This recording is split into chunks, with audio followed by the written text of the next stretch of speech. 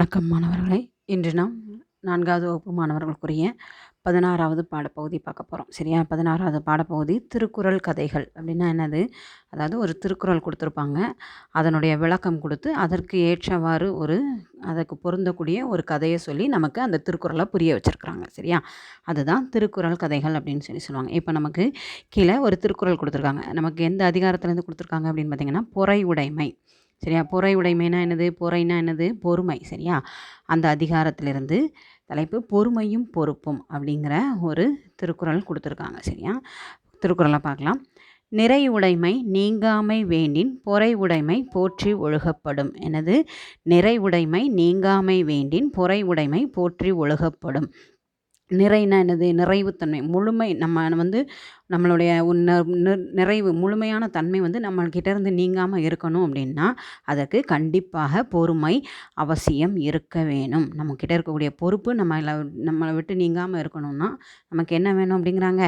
பொறுமை கண்டிப்பாக இருக்கணும். அந்த பொறுமை தான் நம்மளை போற்றி சொல்கிற மாதிரி இருக்கும் அப்படின்னு சொல்கிறாங்க. அதற்கு விளக்கமாக ஒரு திருக்குறள் கதையும் சொல்லியிருக்காங்க பாருங்கள்.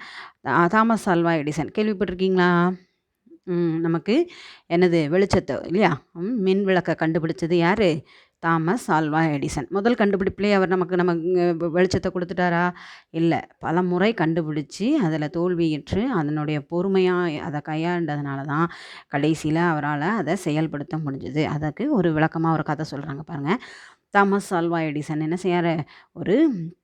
ரொம்ப நிறைய 1000 முறைகளுக்கு மேலே தோல்வி கண்டு ரொம்ப பெரும் முயற்சிக்கு அப்புறம் தான் அந்த மின் விளக்கையே கண்டுபிடிச்சாராம். சரியா? அந்த கண்டுபிடிப்பை அறிவியல் அறிஞர்களுக்கும் மற்ற நண்பர்களுக்கும் செஞ்சு காட்டுறதுக்காக என்ன செஞ்சார்? ஒரு நிகழ்ச்சி ஒன்று ஏற்பாடு பண்ணி அந்த ஆய்வுக்கூடத்துலலாம் மேல் தளத்தில் அந்த கூட்டத்துக்கு ஏற்பாடு பண்ணுறாரு. சரி, பண்ணிவிட்டு என்ன பண்ணுறாரு?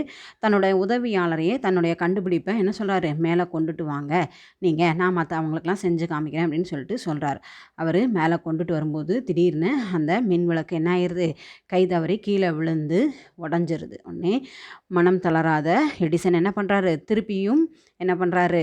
அந்த விளக்கை புது முயற்சி பண்ணி கண்டுபிடிச்சி திருப்பி அதே உதவியாளர்கிட்ட கொண்டு வர சொல்கிறாரு. சரியா?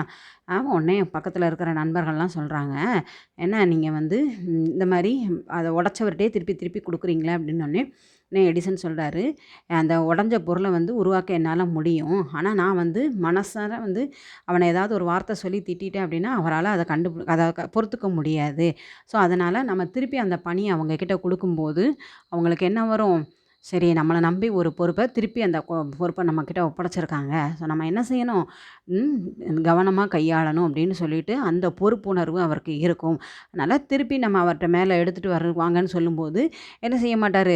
இந்த முறையில் நம்ம கீழே விழாமல் கவனமாக கொண்டு போய் நம்மளை நம்பி ஒப்படைச்சவர்கிட்ட அந்த செயலை முழுமையாக செஞ்சு கொடுக்கணும் அப்படிங்கிற ஒரு பொறுப்புத்தன்மை இருக்கிறதுனால அவர் என்ன பண்ணுறாரு? திருப்பி அவர்கிட்டே கொடுக்குறாரு. அந்த உதவியாளரும் தன்னுடைய பொறுப்புணர்வை உணர்ந்து அதை கவனமாக கொண்டு போய் மேலே அவர்கிட்ட கொண்டு போய் சேர்க்குறாரு.